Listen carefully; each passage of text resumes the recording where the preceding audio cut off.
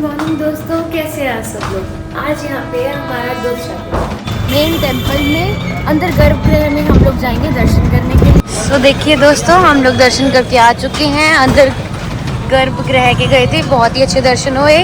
भोलेनाथ को टच करके आए हैं, बहुत ही मज़ा आया। और भोलेनाथ के दर्शन करने के साथ साथ हम लोगों ने उनको जल भी चढ़ाया। और अगर आप लोग भी जल्दी सुबह के टाइम यहाँ पे निकलते हैं दर्शन के लिए, तो आप लोग भी उनको जल चढ़ा सकते। जनरल लाइन और वीआईपी लाइन दोनों के थ्रू जल चढ़ सकता है सुबह के वक्त। और ये देखिए, ये निकल रही है प्रभात फेरी जो जा रही थी मंदिर की ओर।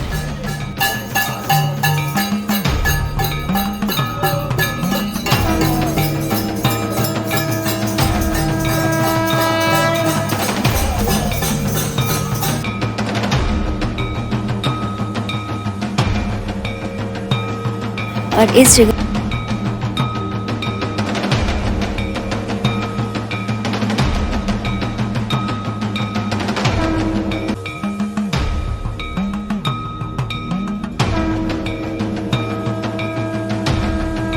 तो हम लोग फाइनली पहुंच चुके थे घाट पे। और ये वही स्थान था जहां से कल रात को हम लोगों ने आपको क्रूज के द्वारा दिखाया गया था, जहाँ पे आरती होती है। यहाँ पे सब घाट बिल्कुल साथ साथ है। इसके साथ एक घाट है जहाँ पे पिंडदान होता है और इस घाट पे लोग स्नान करते हैं।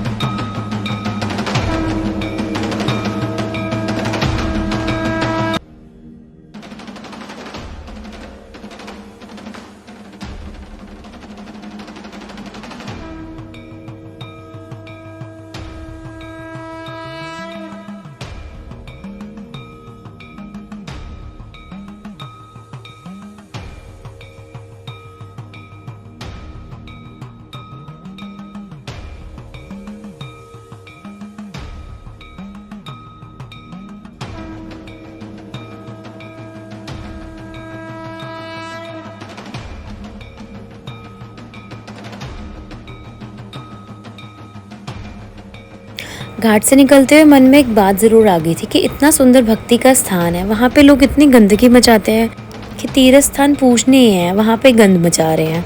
बट कोई बात नहीं, चलो जैसा जिसका भाव। फिर हम लेकर चुके थे मार्केट की तरफ।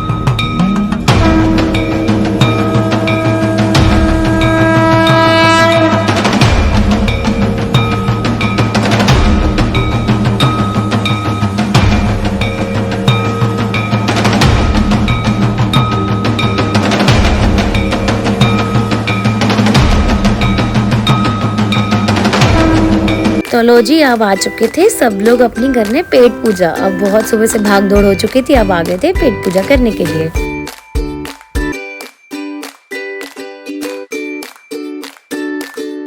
हम लोग आ गए हैं श्री श्याम भोग पे। और यहाँ पे बनारसी कचौरी भाजी हम खाने लग गया। सब कह रहे थे यहाँ की बहुत फेमस है, टेस्ट करके बताते हैं कैसी है। अब टेस्ट करके बताएंगे कैसी है।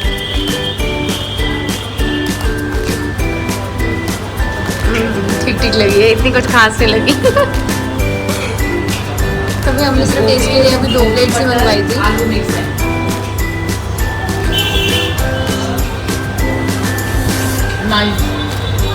इनका टेस्ट लग गया है। और जब मैंने यहाँ पे टेस्ट किया, मुझे कुछ खास अच्छा नहीं लगा। तो लो जी, भैया की शॉप है राजू ठंडाई घर। ये है भैया, इनकी लस्सी बहुत ही हमें टेस्टी लगी, हम फिर से पीने आए हैं। तो भैया बता दीजिए कि आपकी शॉप कहाँ पे है। ये हमारी शॉप का नाम राजू ठंडाई है। ये गदोलिया चौराहे 2 पहिया पार्किंग के ठीक अपोजिट साइड में। ठीक है जी। हमारी दुकान की पहचान ये है कि हमारी दुकान में यूनिक चीज मिलेगा आपको। जी जी बिल्कुल। चला उठा। अरे क्या बात है, ये देखिए। इसमें बनारस में सिर्फ इकलौता हमारी दुकान में ही है। बाकी आपको गलियों में मिलेगा, सड़क पे मिलेगा, ये और कहीं नहीं। बहुत ही बढ़िया भैया, भैया की दुकान पे ज़रूर आइएगा। बहुत टेस्टी लस्सी है इनकी। और स्पेशली मैंने एक सोडा लिया था, मसाला सोडा को। तो अब हम लोग लस्सी पी के निकलेंगे यहाँ से अपने होटल से चेकआउट करने के लिए। और फिर सीधा चलेंगे आगे मंजिल की ओर। तो फाइनली समय हो चुका था बनारस से निकलने का। और एक बात और कहना चाहूँगी, बनारस एक जगह नहीं, एक एहसास है। और किसी ने भी कहा है, वो बहुत सही कहा है कि आप कई जगह पर जाते नहीं हो, वहाँ पे सही समय आने पर बुलाए जाते हो। और हमारे यहाँ आना एक ऐसा ही एहसास। जल्दी से फिर से आएंगे हम लोग बनारस, तब तक हम निकलते हैं अब आगे प्रयागराज और वहाँ से सीधा अयोध्या की। भाई साहब यहाँ पे हमारे साथ हुआ एक बहुत ही गंदा कांड। आप देख सकते हैं मेरे पापा क्यों ड्राइव कर रहे हैं और ये जो साथ में बैठे हुए ये सो क्यों रहा है। इतना गुस्सा आ रहा था मुझे, इतना ज़्यादा गुस्सा। मैंने ऑनलाइन कैब बुक की थी यहाँ से प्रयागराज जाने की और वहीं से अयोध्या के लिए, और ये ड्राइवर पता नहीं क्या खा रहा था रास्ते में, हमें कुछ नहीं पता। रास्ते में ड्राइव करते हुए सो रहा था, तो मामा को लग रहा था बहुत ज़्यादा डर। पता नहीं कैसे लोग होते हैं ये लोग। ये तो अब मेरे पापा ने ड्राइव कर ली। इन केस अगर कोई ड्राइव ना कर सकता तो ये क्या करते। किसी की जान के साथ खेलना ज़रूरी है। अगर आप नहीं ड्राइव कर सकते, आप उल्टी सीधी चीज़ें खाते क्यों हो कि आपसे ड्राइव भी ना हो। तो हम बस भगवान का नाम लेते हुए पहुंच चुके थे प्रयागराज की ओर, और पापा ने पूरा रास्ता ड्राइव की थी। आज तो बस जो गुस्सा आया, कहीं भी बाहर जाके ऐसे टैक्सी बुक नहीं करनी चाहिए। मेरे हिसाब से पहले सब कुछ देखना चाहिए। देखने पे ये बंदा बिल्कुल ठीक लग रहा था, बट जब हम इसके साथ बैठे और मामा को थोड़ा सा शक हुआ तो सच्ची में यही था। मैंने तो भैया को बोल भी दिया था, भैया आप कुछ उल्टा सीधा खाते हो क्या। तो चलो छोड़िए इसको, अब निकलते हैं आगे। हम लोग फाइनली पहुंच चुके थे प्रयागराज की ओर, और यहाँ पे पापा के मन में एक डाउट था कि बंदा बहुत अजीब है, कहीं हमारा सामान लेकर ना भाग जाए। तो पापा ने कहा कि तुम चलो हमारे साथ बोट पे। फिर ये आके हमारे साथ बोट पे बैठ गए और उसके बाद हम लोग निकल गए थे आगे त्रिवेणी संगम की ओर स्नान करने या हाथ मुंह धोने के लिए। आगे सेंटर में जहाँ पे पूरा प्रॉपर त्रिवेणी संगम है, वहाँ पे एक पुल बनाया गया जिसके ऊपर लोग खड़ के स्नान करते हैं। वहाँ लोकल पर्सन ने वहाँ पे स्नान करने के लिए एक सिस्टम बना रखा था कि लोग आराम से स्नान कर सकें। और ये त्रिवेणी संगम है गंगा, जमुना और सरस्वती का। सरस्वती यहाँ पे अलोप है, सिर्फ हम लोगों को गंगा और जमुना दिखती है, बट यहाँ पे तीनों नदियों का मिलन होता है। और लोग यहाँ पे स्नान करने के लिए बहुत दूर दूर से आते हैं क्योंकि इस जगह को बहुत ही पवित्र माना जाता है। उसके साथ साथ यहाँ पे महाकुंभ का मेला भी होता है, जिसकी तैयारी अभी से ही हो रही थी क्योंकि 2025 में यहाँ पे मेला होना है। और उसके साथ साथ यहाँ पे पक्की चेयर सब कुछ बनाए जा रहे थे, वो सामने जो घाट है वहाँ पे।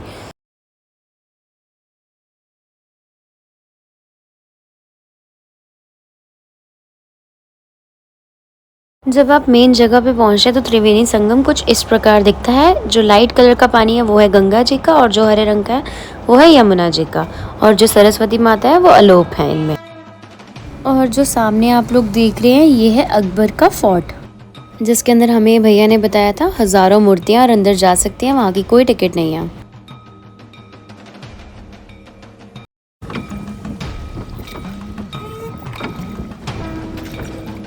इधर में जो अकबर था ना, अकबर की वाइफ जोधाबाई हिंदू थी। तो ये अशोक सम्राट से, अशोक सम्राट थे ना, अशोक सम्राट ने इनको नहीं किया, अकबर किला की नहीं किया। सब घर बनवाते छोड़ देते हो ना सर, ऐसा उन्होंने छोड़ दिया। तो राजा अकबर ने इनको कंप्लीट किया पूरा, चलिए इनको नाम हो गया राजा अकबर किला। इसके लिए अकबर जो किला है ना, में सीता माता राम भगवान को विश्राम किए थे।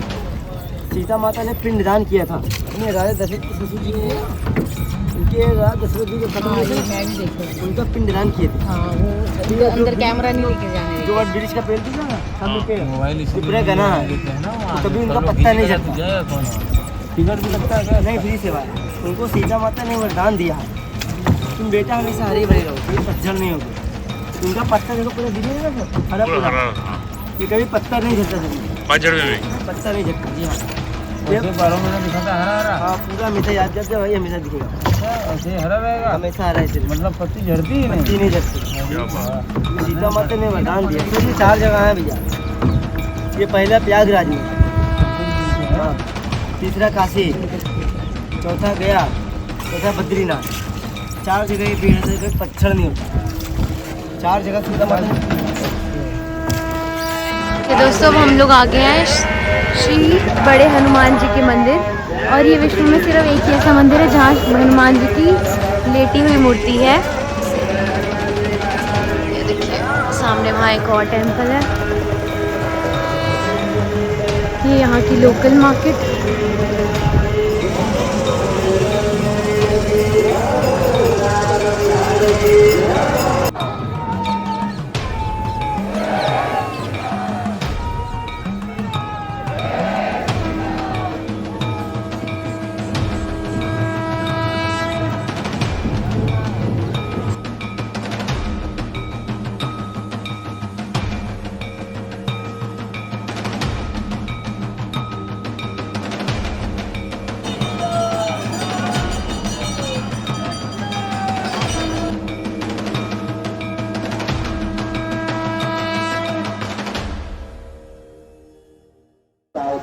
दर्शन करते हुए आगे बढ़ते।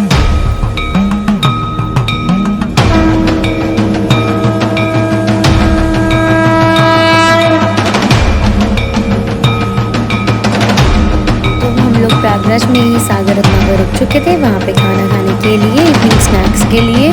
और उस टाइम ही हमारे साथ एक छोटी सी और चीज़ हो गई थी कि हम अपने ड्राइवर को तो गाड़ी में छोड़ गए थे, और जैसे हम ड्राइवर को गाड़ी में छोड़ के गए वो पहले नॉर्मल हो चुका था, बट फिर से उसने कुछ ऐसा करा कि पता नहीं वो ड्राइव ही नहीं कर पाया फिर से। और यहाँ सागर रत्ना पे हम लोगों ने शानदार से खाना मंगवा लिया था। मम्मा पापा खा रहे थे डोसा और मैंने अपने लिए मंगवाए थे चिली गार्लिक नूडल्स।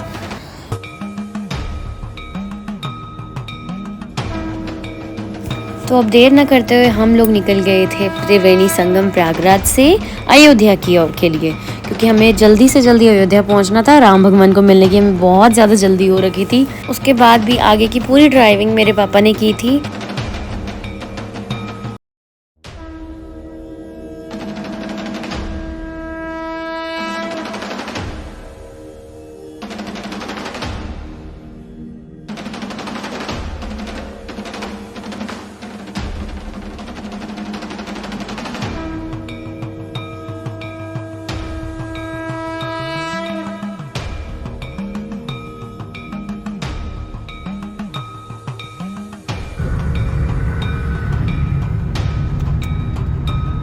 हम अयोध्या के रास्ते में रुके हैं सुल्तानपुर में एक किसी ढाबे पे, और यहाँ पे हमने बनवाया गर्मा गर्म भजिए और साथ में कुल्हड़ चाय। और ये जो भजियों का स्वाद है ना, मैं बता नहीं सकती आपको, इतने टेस्टी है भाई, इतने टेस्टी।